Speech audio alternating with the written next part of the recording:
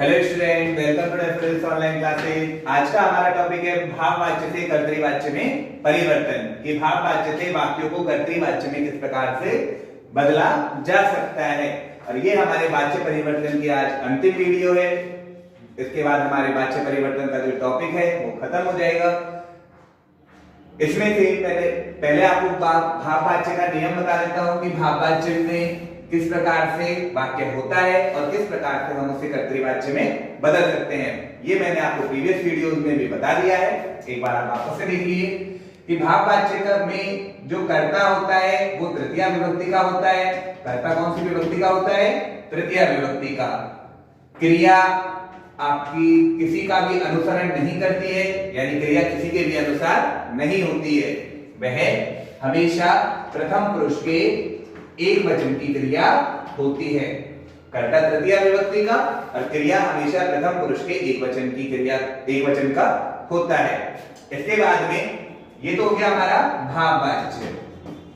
जब भाववाच्य से हम कर्तृवाच्य में वाक्य को बदलते हैं तो जो हमारा कर्ता तृतीया विभक्ति का होता है वही कर्ता कर्तृवाच्य में कौन सी विभक्ति का हो जाता है? प्रथमा विभक्ति का हो जाता है। वचन सेम रहते हैं। अगर वो तृतीया विभक्ति का बहुवचन है तो कर्तृवाच्य में प्रथमा विभक्ति का बहुवचन हो जाएगा। अगर ये तृतीया विभक्ति का एक वचन है तो कर्तृवाच्य में प्रथमा विभक्ति का एक वचन हो जाएगा। अब आते हैं क्रिया। क्रिया यहाँ पर मैंने आपको बताया कि मूल धातु के अंत में हम यह जोड़ते हैं और केवल एक वचन का प्रयोग किया जाता है तो अंत में क्या लगा देते हैं? ते भी लगा देते हैं। ये के साथ में ते लगा देते हैं तो पूरा शब्द हमारा क्या बनेगा? वो वहां पर यते बनेगा मूल धातु के अंत में। यहां पर जो क्रिया होगी वो किसके अनुसार आएगी? कर्ता के अनुसार आएगी। क्रिया किसके अनुसार आएगी? कर्ता के अनुसार आएगी। अब क्रिया लिख रहे हैं तो कर्ता का स्वरूप हमें पता होना चाहिए कि कर्ता क्रिया के अकॉर्डिंग कहां पर लग सकता है। जैसे यहां पर मैंने आपको बताया कि नाम वाले जो कर्ता होते हैं वो हमेशा प्रथम पुरुष की क्रिया के साथ में प्रयोग में लिए जाते हैं। नाम वाले कर्ता प्रथम पुरुष की क्रिया के साथ प्रयोग लिए जाते हैं। सह, तौ, ते ये तीनों क्रियाएं, ये तीनों कर्ता प्रथम पुरुष के साथ में काम आते हैं। त्वम, युवाम, यूयम ये मध्यम पुरुष के क्रियाओं के साथ काम आते हैं। अहम, आवाम, वयम ये उत्तम पुरुष की क्रियाओं के साथ में काम आते हैं। अब आते हैं उदाहरण पे। जैसे मैंने लिखा पहला उदाहरण, मात्रा सुप्यते यानी माता के द्वारा सोया जाता है। यहां पर मात्रा तृतीया विभक्ति का एक वचन है। मात्रा तृतीया विभक्ति का एक वचन है, वाक्य भाववाच्य का है।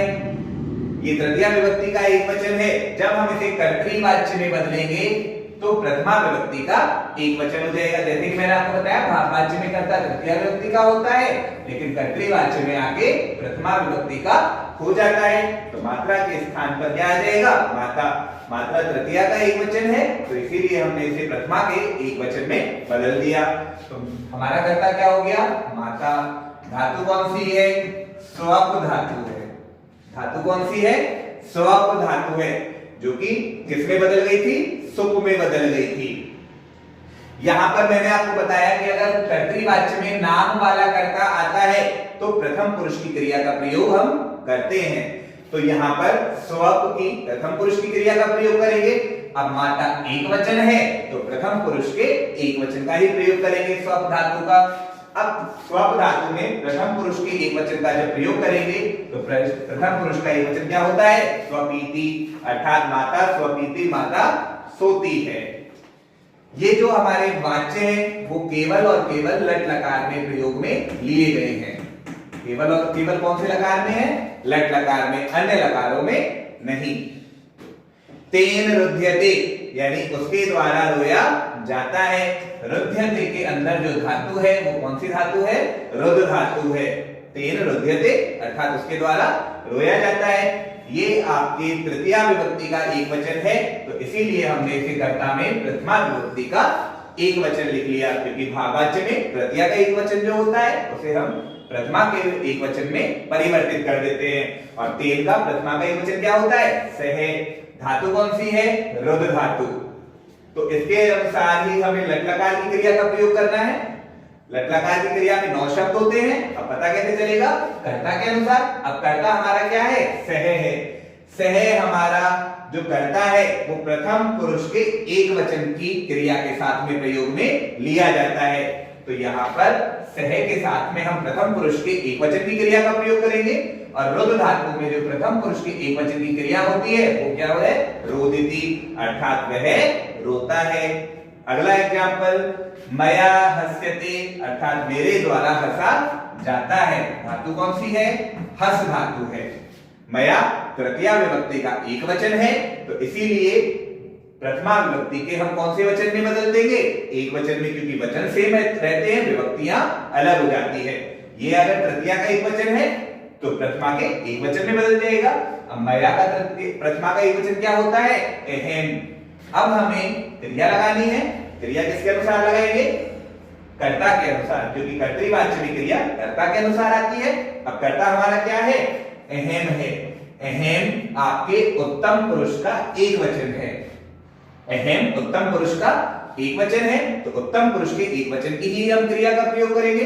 तो हस धातु में जो लट लकार होगा उसके उत्तम पुरुष की एक वचन की क्रिया यहां पर आएगी।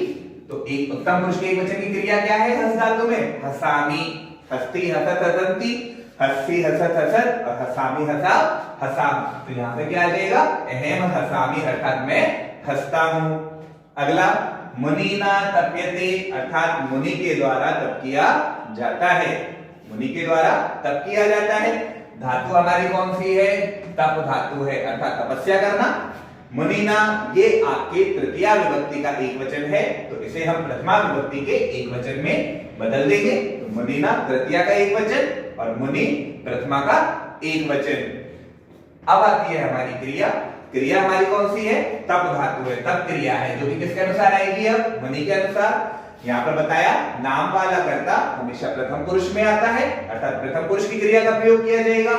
मुनि कितने हैं? एक ही मुनि है, तो प्रथम पुरुष के एक वचन की क्रिया यहाँ पर आएगी। तप धातु में प्रथम पुरुष का जो एक वचन है उसकी क्रिया का रूप क्या है? तपती, अर्थात मुनि तपती, यानी मुनि तपस्या करता है। अगला एग्जाम्पल, तई स्थीयते, यानी उसके द्वारा बैठा जाता है। यहाँ पर जो धातु है वो कौन सी है? धातु है स्था धातु। मैंने आपको नियम बताया था कि आकारांत जो क्रियाएं हैं, आकारांत जो धातुएं हैं, उनका जब हम कर्मवाच्य अथवा भाववाच्य में जब प्रयोग करते हैं तो आ के स्थान पर ई हो जाता है। तो इसीलिए यहाँ पर क्या आया था? स्थीयते आया था। यहाँ पर धातु कौन सी है? स्था धातु। अब देखो यहाँ पर ये तृतीया विभक्ति का बहुवचन दिया गया है। तई जो दिया गया है वो तृतीया विभक्ति का कौन सा वचन है? बहुवचन है। तो इसीलिए हम यहाँ पर प्रथमा विभक्ति का कौन सा वचन करेंगे? बहुवचन।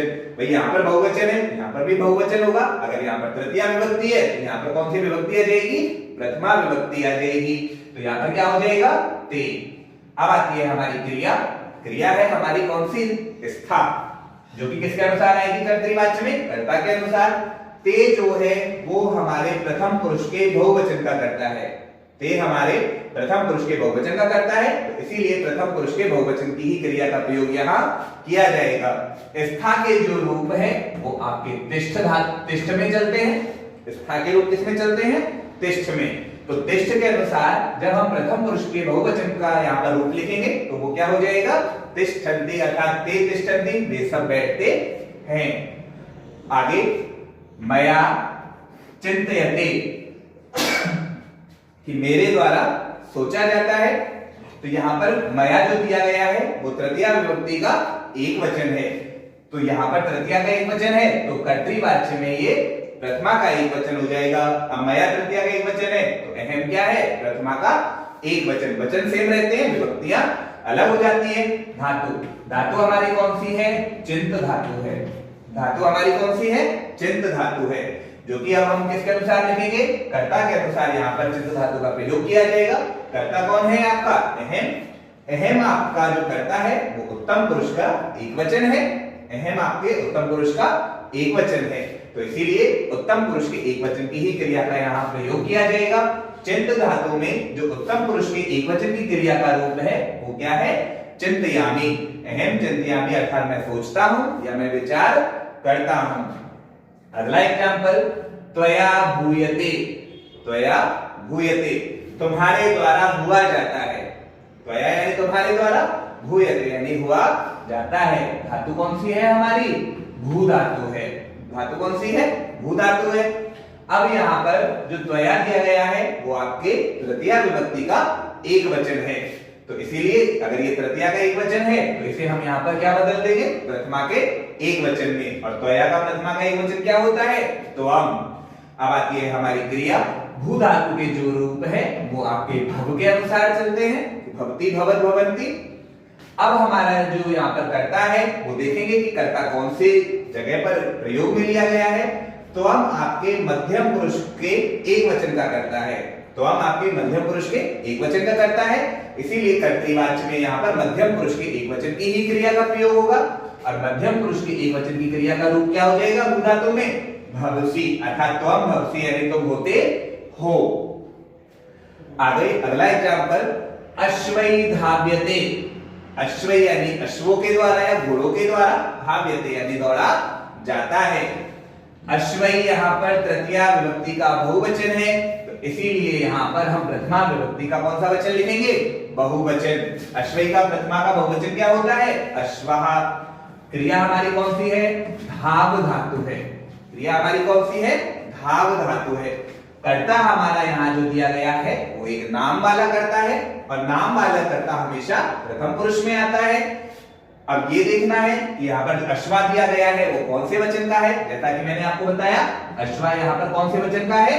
बहुवचन का है, तो इसीलिए प्रथम पुरुष के बहुवचन की क्रिया का ही यहाँ प्रयोग होगा। और धाव धातु में जो लट लकार में प्रथम पुरुष का बहुवचन है उसका रूप क्या है? धावंती। अश्वः धावंती अर्थात घोड़े दौड़ते हैं। तो स्टूडेंट, इस तरह से आप अपने वाक्यों को भाव वाच्य से कर्तृवाच्य में बदल सकते हैं, और एग्जांपल्स आप अपनी बुक से कर सकते हैं। आज हमारा ये जो वाच्य परिवर्तन का टॉपिक है वो समाप्त हो चुका है। आप इसकी सारी वीडियो देख सकते हैं ताकि आपको अच्छे से और भी समझ में आ जाए। Thank you student.